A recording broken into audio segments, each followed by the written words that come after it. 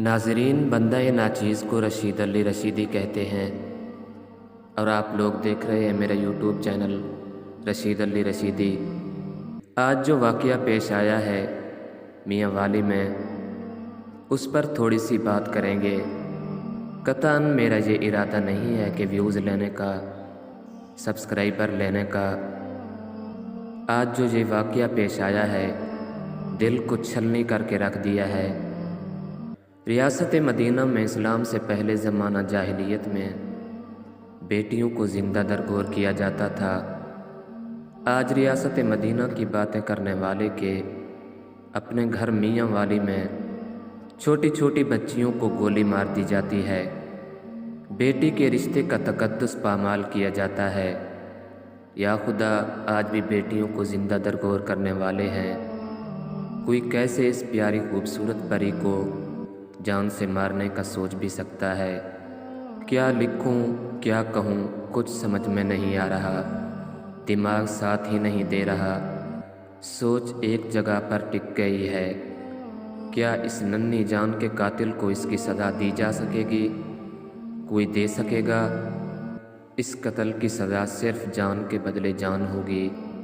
इस नन्ही जान की जान लेने की सज़ा सिर्फ जान होगी। सिर्फ फांसी चढ़ाया जाएगा इसके कातिल को, सिर्फ फांसी। हम हज़रत मोहम्मद सल्लल्लाहु अलैहि वसल्लम के ज़माने के अरब माशरे के बारे में उमूमी तासुर ये रखते हैं कि वो बहुत जाहिल और गंवार लोग थे और बेटियों को ज़िंदा दबाने वाले वहशी थे। लेकिन उन लोगों में बहुत सी खूबियाँ भी थी। वो मेहमान नवाज थे, अहद की पासदारी करते थे।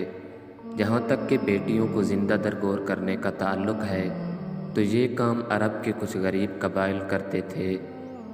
और रही बात सदाकत की, तो अरब माशरे में झूठ बोलना इंतहाई कबीह अमल समझा जाता था और लोग उस शख्स पे हैरान होते थे जो झूठ बोलता हो।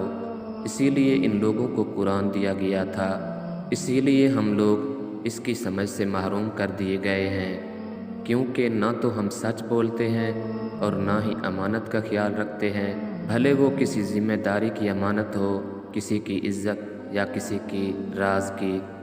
बात चल रही थी बेटियों को दरगोर करने वाले अगर आज ज़िंदा हो जाएं, हमारे मुआशरे को देखकर वो भी तौबा कर लें। ऐसे सफाक लोग भी होते हैं। कोई अपनी बेटी को फायरिंग करके मार देता है तो कोई पैदा करके माँ बेटी को लावारिस छोड़ जाता है।